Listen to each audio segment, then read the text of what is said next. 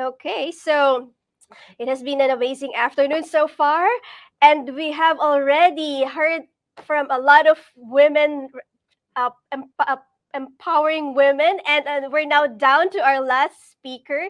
So we are truly fortunate to be hearing from all of these ladies today. Sorry. I couldn't agree with you more, Mommy Lay. Now let's put the cherry on top of a very amazing day. Our final speaker this afternoon is a singer, songwriter, host, and alopecia awareness advocate. Abby Asistio passionately uses her story and music to inspire others to embrace their uniqueness and rise above limitations.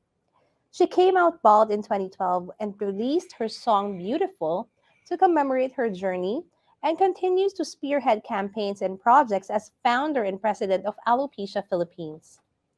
She is also the co founder of Advocacy, a digital music and content creation platform that amplifies the best of Filipino artistry. Things have turned full circle for Abby from being insecure and ashamed of the hair loss condition for more than 20 years to leading the first ever nonprofit organization for it in the country. She has been given the opportunity to become the closing speaker at the National Alopecia Areata Foundation Conference in Anaheim, California, and speak for TEDx Taft Avenue both in 2015.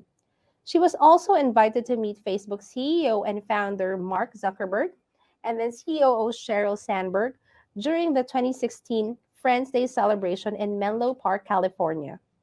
In 2017, she was one of the speakers of Branded's It's a Girl Thing, an international platform that inspires, empowers, and connects young women worldwide. Alopecia Philippines is on its 10th year, and it continues to stand by the vision of helping others see beyond alopecia, support, educate, and empower, creating various initiatives that build and champion the community. They also had their first official online show dedicated mainly towards it's called Alopecia Talk in partnership with the new channel in 2022. Now, with hundreds of participants all over the Philippines and numerous groups and personalities supporting the cause, Abby is optimistic that the next generation of those with the condition might be able to face their challenges with more strength, courage, peace, joy, and kindness that having the disease should never rub them off. Today, she will talk up to us about owning your purpose and personal power. Streaming live from Enduran Extension in Pasig City, ladies and gentlemen, Abby Asistro. Hello, good evening, everybody. I'm so glad to be here. Thank you, Global Women Who Rule, for inviting me. And of course, for choosing Alopecia Philippines to be your beneficiary this year. Miss Apple Esplana Manansala, maraming salamat po, and the new channel for choosing our group. And it really is an honor for me to speak on behalf of women who are powerful and respected in their own fields. But today, I would like to talk about how you get to owning that power and finding your purpose. So for my story, it was mentioned during the introduction, I've had alopecia since I was a little girl, and I'm entitling this talk Owning Your Power and Purpose because it's so hard to own something when in the beginning it was something you considered as a weakness, a limitation, and something that you felt you should be ashamed of. So I have slides to share with everybody.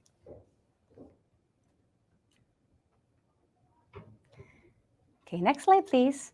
So I was, okay, to those who don't know what alopecia is, it is a hair loss condition and it results in bald patches or sometimes pag medyo extensive and malala na siya, you lose your eyebrows, your eyelashes, and your total hair. So in my case, next slide, please, I was 4 and I lost all my hair. So that was me when I was a kid. And I would wear hats and wigs. Mas stylish pa rin ako nung bata. Ayan, may mga flowers ako sa ulo. My mom would get me different accessories. And it was my way of belonging. In a world that tells you that your hair is your crowning glory, even if I had smiles in these pictures, it was kind of difficult for me because I never felt like I was normal. I didn't feel like I was like everybody else. And syempre, bilang isang bata, all you really wanted to do was belong. And because I looked sick, there were two reactions that I would get. Sometimes maaawa sa akin yung mga makakakita sa akin. But most of the time, I would get bullied because of my condition as well. I would be called kalbo, which was something that was so hurtful and traumatic for me growing up. Because the word kalbo, you know, kind of defined who I was, even as a kid, that I felt that I wasn't beautiful. Ganon yung pananaw ko. And with the world that tells you that your hair is your crowning glory, I believed that I didn't have my crowning glory, so I could never be beautiful. Next slide, please.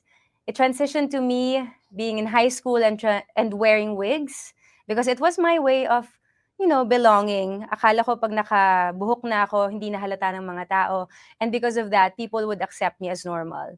But I didn't know that my wigs was also causing other people to talk behind my back. And mas obvious pala sa kanila that something was going on. Kasi syempre, minsan, your wigs are aligned right, or matigas na siya kasi gamit mo siya araw-araw, yung mga ganong insecurities. And so, with all the things that I've experienced in the past, I always related alopecia to something negative. It was something that I would question God about and say, Lord, sa dami-dami ng mga tao sa mundo, sa dami-dami ng babae sa mundo, why me? Why does it have to be me? And I was just really blessed to have a good support system. My family, my siblings, they never made me feel like I was different. I was ashamed of my condition, but they never made me feel that way. And in fact, my closest friends would protect me from people who would kind of be cruel towards me. But ever since, that was always the question, Lord, why me? What's the reason? What's the purpose for me having this condition? Next slide, please. And it was in 2012 that I had a turning point in my life. Next slide, please. What happened was, since ako po isang singer, there was an incident that people were telling me, because they knew that I was wearing a wig, sabi nila, why not just remove the wig? Why not just use your baldness as a statement? Since you're beautiful naman and you have a nicely shaped head, let's just use it for your creative stunt or marketing, something like that. But it was so difficult for me because they didn't know what I had to experience because of my alopecia. It's so easy for you to say, just drop the wig and be different, when in fact the word different was not positive for me. It was something that I was running away from. And so I went home, I was crying. I searched online bald girls. Inisip ko lang, ano kaya ko ba to really go bald? At first, I was looking at it from an external vanity thing. Kaya ko ba to pull it off? But then when I was searching online, I saw that in other countries, there were movements.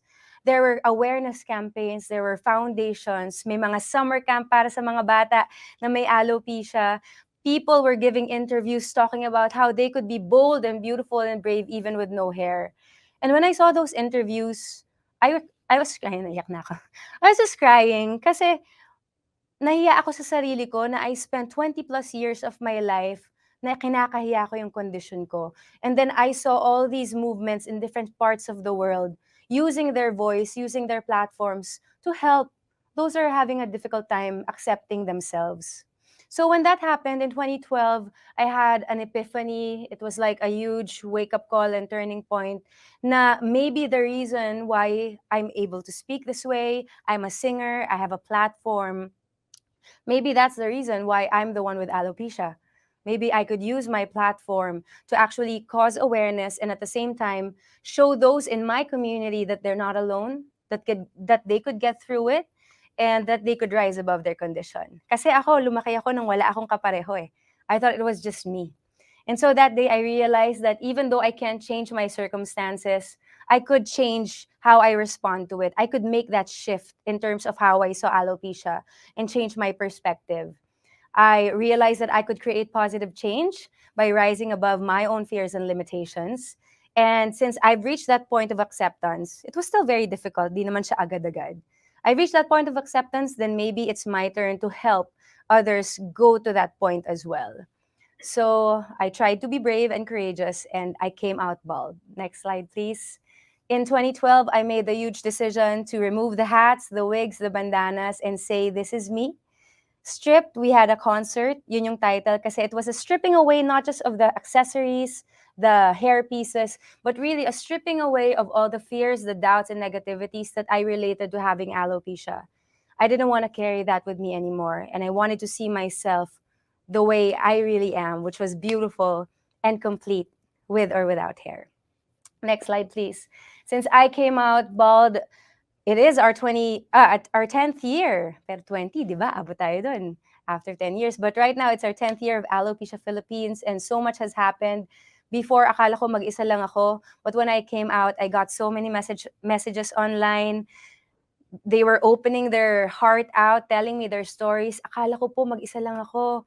Nagtatago rin po ako sa mga tao. Hindi nila alam na mayroon akong alopecia. But when I saw your story, it gave me the courage to come out to. Gave me the courage to accept myself. And so, unti-unti, yung mga konting nagme-message, nagsama-sama, hanggang nabuo na po ang Alopecia Philippines. And for 10 years, every September, which is Alopecia Awareness Month, we would have big awareness campaigns. We would have different support groups and projects to help the community and to cause awareness also here in the Philippines. Because awareness is so important. If people don't know about something, they're not educated about it, it's so easy to dismiss it, to judge it, to criticize it, and to give opinions that are not based on anything real.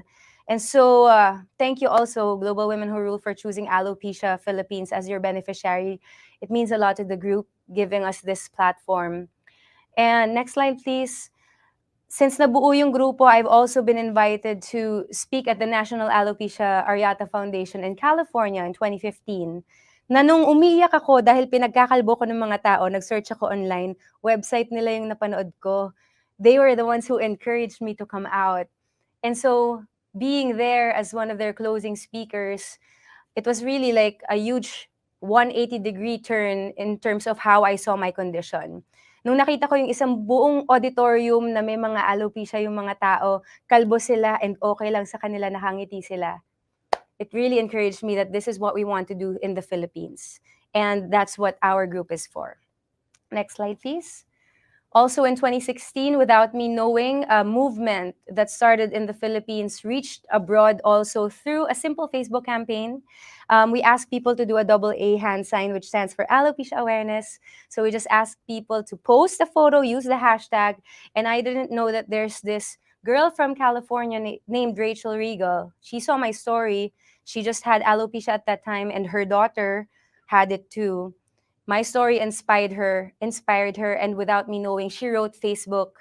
And out of all the stories, millions of stories online, they chose us to be invited to meet Mark Zuckerberg and Sheryl Sandberg in 2016. Next slide, please. And eto, grabe, it's another one of our milestones, I guess. We were invited for Showtime. It's a show on ABS, and the group of Vice Ganda chose us as beneficiary. And her whole production number was about, parang yung main message is, I am not my hair. Parang ganon. My hair does not define me. And during the sobrang glam dance steps, different wigs, ang ending nun, a little girl, one of ours, Aisel, and the whole group came out bald. And the little girl was crying, saying, I'm different, I can't do this. Lahat ng buong madlang people, binigyan ng wig, blonde wig, sinuot ng lahat, and while Vice Ganda was singing, everybody removed it.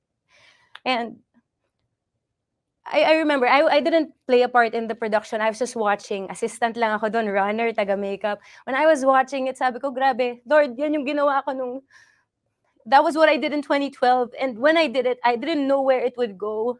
But I decided to take that step because I believed that it would lead to something great. It would lead to something bigger than me. And so years after that, and seeing our group on national television, showing everybody their heads, encouraging the whole nation to do the same. It was really such a meaningful, life-changing experience for me. Next slide, please. So I realized at the end of the day, no matter how difficult, you just have to take a small step.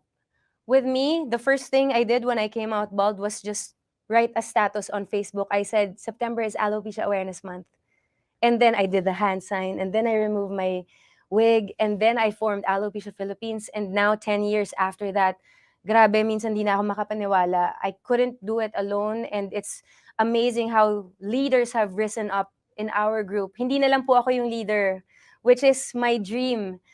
Sila na ngayon, minsan may mga events or interviews, sila nang ina-interview, hindi na ako. Because that's the goal, to pass on the vision, to show people that you think my life is empowering? You think my life is inspirational? Your life is empowering too. Your life is inspirational too. And you just have to own your story, own what makes you unique, and then run with it and use that to make an impact in other people's lives. You can't cause change if you're looking to others. Ano ba nagawa nila? Gagawin ko rin kung anong ginagawa nila. Eh, buhay nila yun eh. Journey nila yun. Ikaw meron kang sariling journey. Meron kang sariling buhay. And you just have to look within and see the reason and the purpose behind that. So, this is one of my favorite quotes. Your story is the key that could unlock someone else's prison. Hindi mo malalaman the little thing that you do, a smile, a story, an encouragement to someone else, that might be the seed that that person needed to hear to help build and to help grow the confidence and the self-worth that is lacking pala in that person. And this other one is, a society grows great when old men plant trees whose shade they know they shall never sit in.